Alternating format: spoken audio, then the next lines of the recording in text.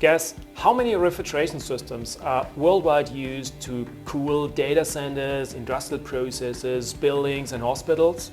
3 billion. But are you aware of the fact that the climate impact from cooling is even worse than global air traffic? And it is predicted to triple within the next 30 years if we don't change things now. So what's the problem? First, more than 97% of the cooling systems use F-gases, which have a significant global warming potential. Second, we have systems in place and in operation which have a massive power consumption.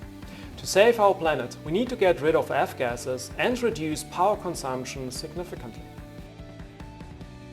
Sustainable technologies with natural refrigerants like water, air, CO2, ammonia, propane, they are already available as of today. They are climate friendly and they are very energy efficient. Act on effects. Which refrigerants do you use? Please comment below this video.